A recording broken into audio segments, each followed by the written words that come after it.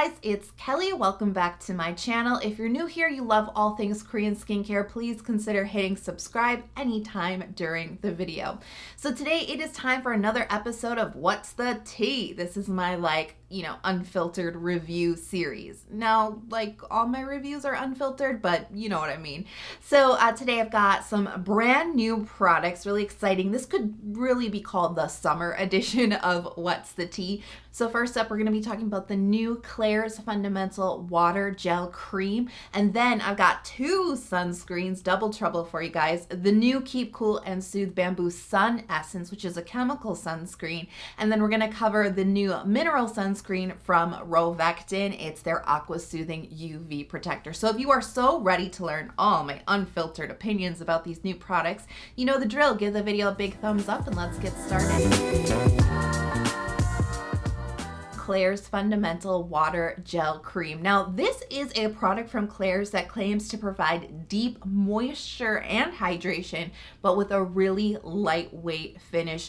And they do claim that this is basically suitable for all skin types. Now, the Fundamental line in Klairs is really meant to be the premium line. They are really focusing in on the experience and the formulation of the products. And there's a heavy emphasis on antioxidants in the products, and you'll find that a lot of the products contain green tea. This is like a big one for the Fundamental line. So the number one ingredient in this cream is green tea water. So we've got a lot of great calming, soothing, antioxidants, and anti-acne benefits. The cream also features panthenol, which is one of my favorite humectants because not only is it really good at attracting and binding a lot of water to your skin, it's very moisture barrier supportive in that it can actually help your skin produce more moisture retentive lipids. So good if you suffer from any kind of dehydration. As I mentioned before, they really like their antioxidant packed ingredients. So we've got a whole host of extracts that have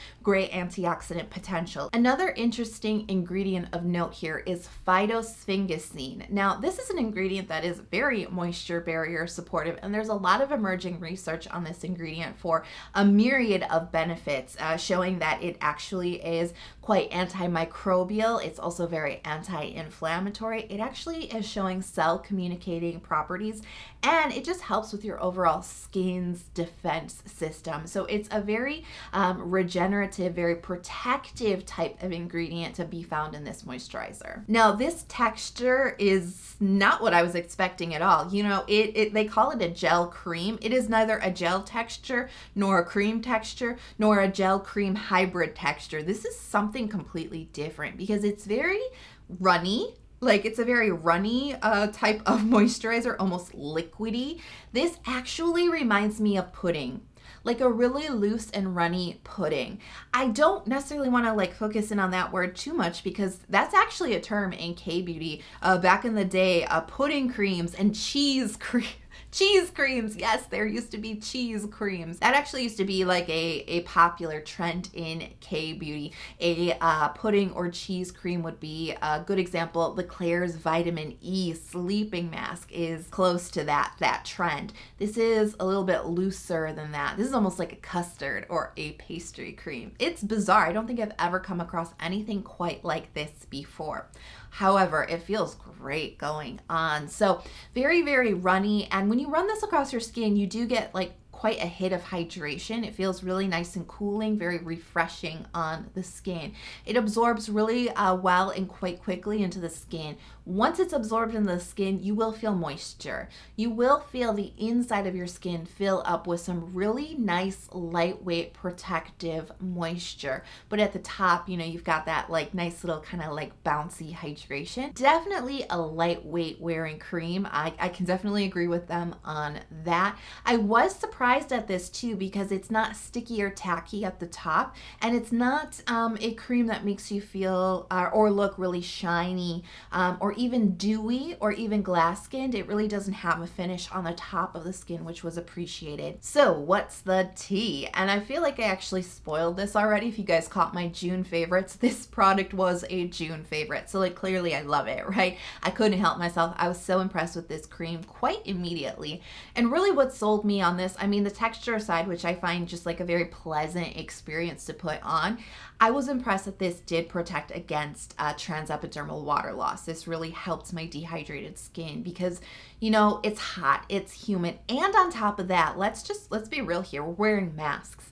And when I wear a mask, it makes my dehydration just around my chin area worse. Like, why? But this is just what we have to deal with, right? So I was impressed with this cream because even though it is lightweight, even though it has some hydration with light moisture, it did keep my skin locked down, you know, hydration hugged in and protected.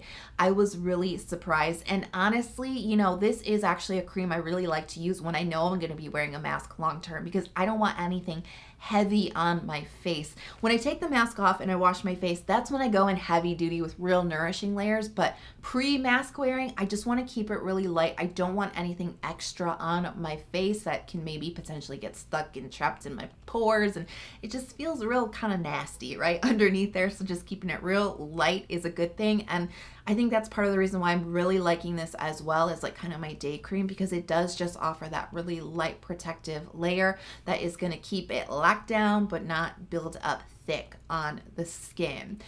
One thing I will tell you is I hate this packaging. I hate this jar packaging. And you know, hygienic reasons aside, I know some people don't like, you know, like tub or jar packaging just because of like the finger issue.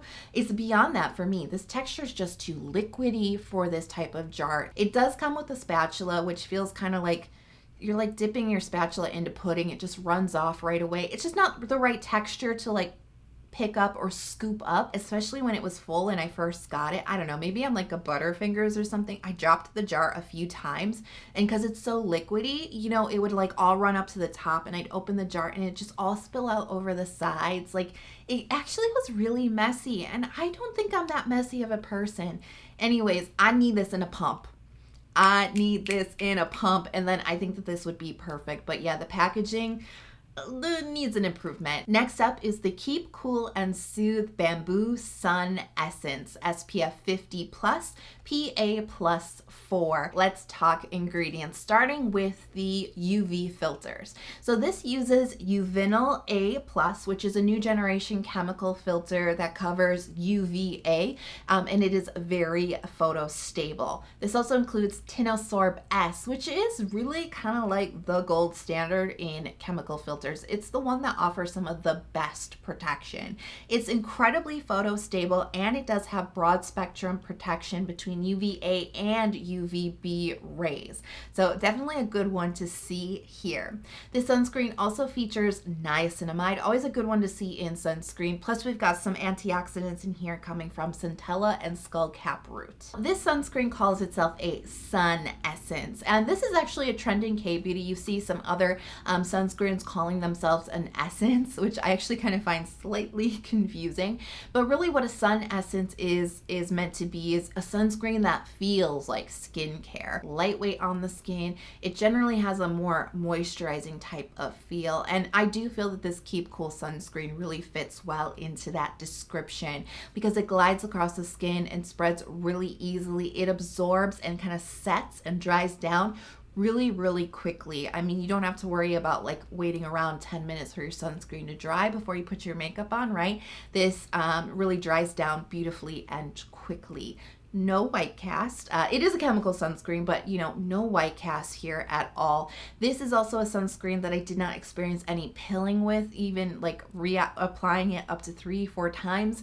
It did not pill up on my skin. It really doesn't build up too heavy on the skin with reapplication either. I found it very comfortable. Now, what surprised me about this sun essence in particular is, you know, it has that moisturizing feel. It wears very lightweight on the skin, but it does have a touch of moisture to it. And what surprised me is that it doesn't make you shiny. It doesn't even make you dewy, you know, or greasy or anything like that. That surprised me just because some of the more moisturizing types of sunscreens do leave a little finish on the top of your skin. Surprisingly, this one did not. So what's the tea? Is there any? I don't think so. maybe a little bit. No, this is a product that I really, really enjoyed. I was very impressed with this. I am starting to become a really big fan of Tinosorb S as a chemical filter.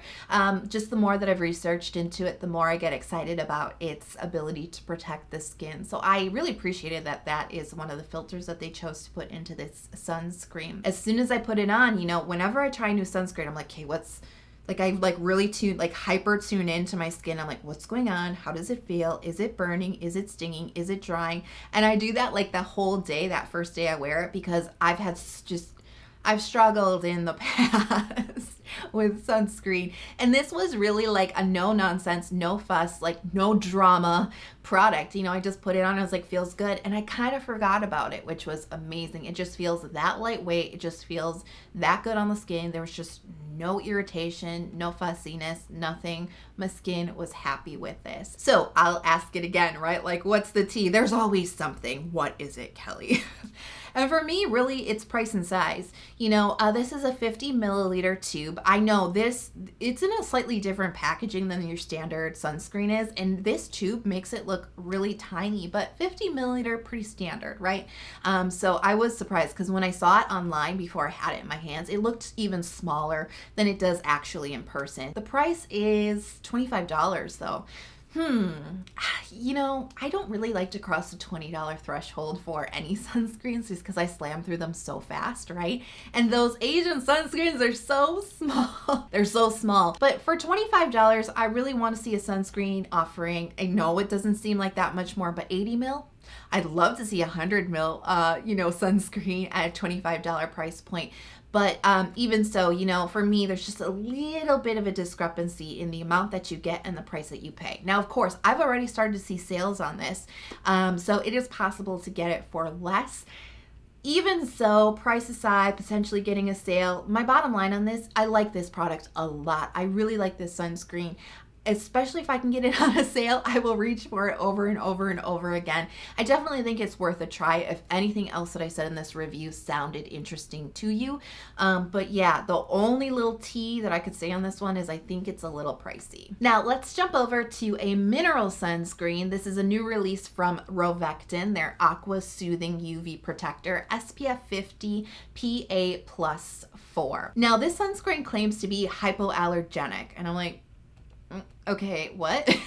And I think that they're really just sort of banking on the fact that this is a mineral sunscreen. Because as you guys may know, only two filters in the mineral world, zinc and titanium dioxide. What they're really well known for is the fact that they offer really good protection, right? Broad spectrum protection. They are very photostable, but these two filters are very sensitive skin friendly.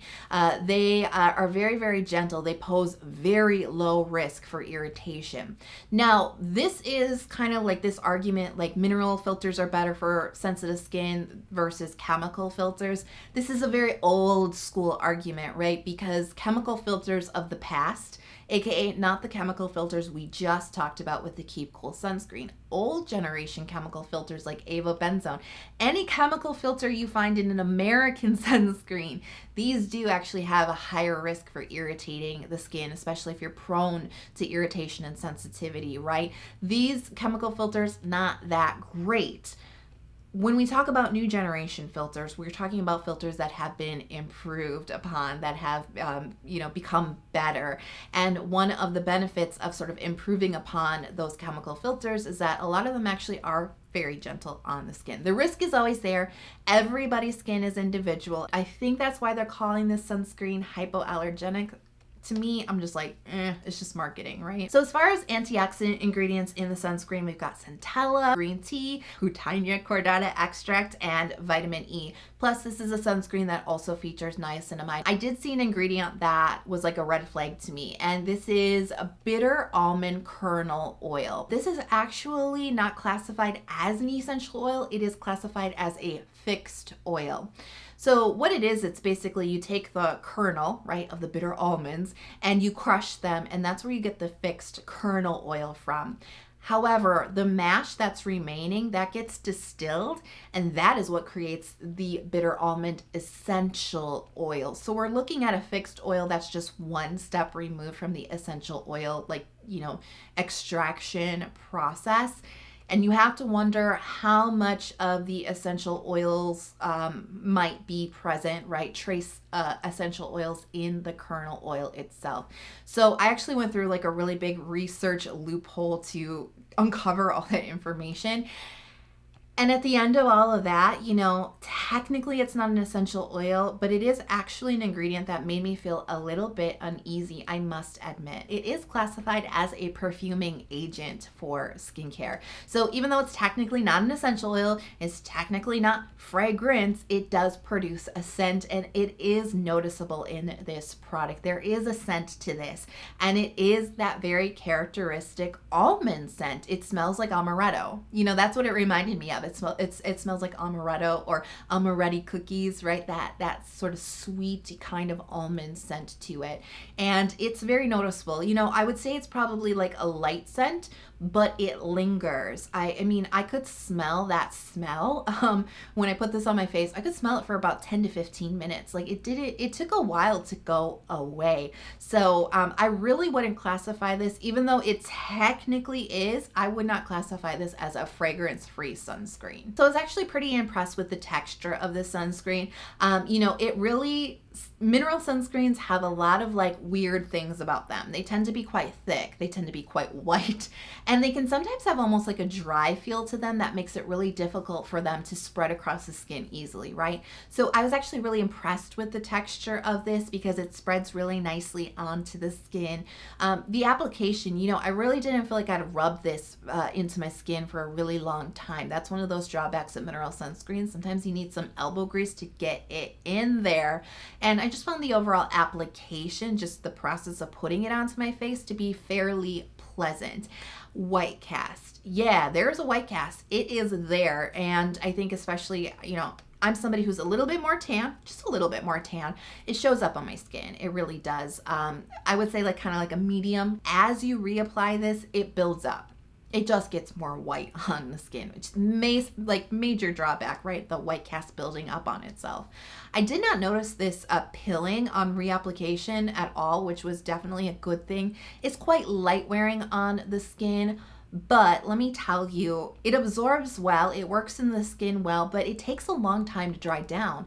I felt like this took like 10 to 15 minutes to really settle into my skin, and before it settles in, it actually has like a little, I don't know, like a little, even though it feels light on the skin, at the top you can feel that it's almost a little thick, maybe even a little gummy before it dries down. So what's the tea? I feel like I uncovered a lot of it already, but let me break it down for you. Now, as you know, I just recently did a big mineral sunscreen review video. So I've got a lot of mineral sunscreens kind of in my back pocket right now that I'm comparing this product to. And I have to tell you, this was very promising to me from the texture. To me, this like shot up in the ranks immediately before I even put it on my face because that texture was quite elegant. Now, I did hand this, as if you saw the mineral sunscreen video, I did need to enlist some help with the sunscreen. I did actually have my mom test this one out too because I am a bit biased against mineral sunscreens. As you guys know, it tends to make my skin feel very dry and tight, and it really aggravates my dehydration. Let me tell you, the first time I put this onto my face, I was impressed because I was like, hey, I don't have to work this in. But I did notice that my skin was flushing underneath, which is never a good sign. It doesn't always flush with everything that I put on it, but I did notice I was getting really red underneath. It went away pretty quickly, but I was like, that's weird. Why is my skin flushing today? This is bizarre. As I was kind of like that in-between period before I put my makeup on, I was starting to feel something happening on my skin. It was like a low-key stimulation. There was like a little bit of burn underneath my skin, and I was like, something is not right. This is not feeling good on my skin. Like, I'm feeling like this is gonna start irritating my skin, and I was like, I don't have that much time, but I also do not want to risk it because I'm not going to be at home this afternoon. I washed it off my face. I just did not trust it. I just took it off immediately and I just started again because that's how much I was not loving what was happening on my skin. So I tried it out again on my skin and the same thing. I got that stimulation. It's like low-key burning underneath the skin, and I just feel like the more I used it or the longer I wear it, like it's just going to get worse and worse and worse. It just does not agree with my skin. You know, I really think that it's the bitter almond kernel oil for me personally. As you know, we talked about before, probably containing trace amounts of essential oil, and it is what is causing this sunscreen to have a scent, to have some fragrance to it, right? There is a scent to this. So I'm going to blame that ingredient. I'm pretty sure that is what happened. My mom did not get that same experience, but she doesn't like this sunscreen. She did not get irritation, but she did get a dry and tight feeling. I asked her, this is really the best way to like get somebody's opinion. It was like, out of 10, right? 1 to 10, how bad was the dryness? And she said it was a 7, which is pretty bad in my opinion. She did not feel that her makeup applied nicely over this. She felt like it was very patchy. So she didn't really like that. I don't believe she used makeup primer, by the way. I don't believe that she saw a white cast on her skin. She's a lot more pale than I am. But I personally found the white cast on my skin tone, and definitely upwards, it's gonna start to become problematic. Let's take my personal experience with this sunscreen and all my just personal opinions, and let's just put that to the side for now. Let's just focus in on the fact that this is a sunscreen that claims to be hypoallergenic, right? Sensitive skin friendly. And like, let's look at these ingredients, because let's go past the mineral filters. We've got bitter almond kernel oil, which is something that trace amounts of essential oils, and it's bringing a scent to the product. So maybe not the most sensitive skin friendly. We have a whole host, right, of extracts. Extracts in and of themselves aren't necessarily posing problems, but I just feel like the more that's going on in a product, the harder it's going to be to find out what was causing you issues, right? So hypoallergenic, no, this is really not a mineral sunscreen that I would ever really recommend for sensitive skin. I do think this is a bad sunscreen for sensitive skin and for me, right? But I don't think overall that it's a bad sunscreen, because there's one thing that I gotta say that Rovectin got really right on this, and it's the texture.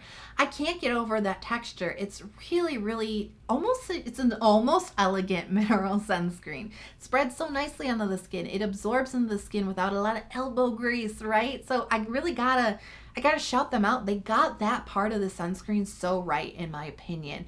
Yes, it takes a long time to dry down. That may not bother a lot of people though. So I got to put that out there. I think the texture of this, they really nailed something with that. If you're lighter than I am skin tone wise, you're not gonna have an issue with the white cast. So I think that it can actually still serve people, just not sensitive skin. Ooh, I made you wait to the end for that tea, did I not? You're like going along in the video, you're like, these are all really super positive. Oh, there it is. There's the tea. I hope you guys enjoyed it as always. And I am curious to know, what would you like to see on the next episode of What's the Tea, where I break it down unfiltered? So let me know in the comment box. If you haven't subscribed to my channel, but you did enjoy this video, please consider subscribing if you want to see more from me. I release 2 new Korean skincare focused videos every single week. Turn on notifications, because I've been known to drop bonus videos in the past, so you don't want to miss out on any surprise content from me. I hope you guys are having a fantastic day. I hope you are healthy, happy, and safe, and I will talk to you guys in the next video. I'll see you soon. Bye.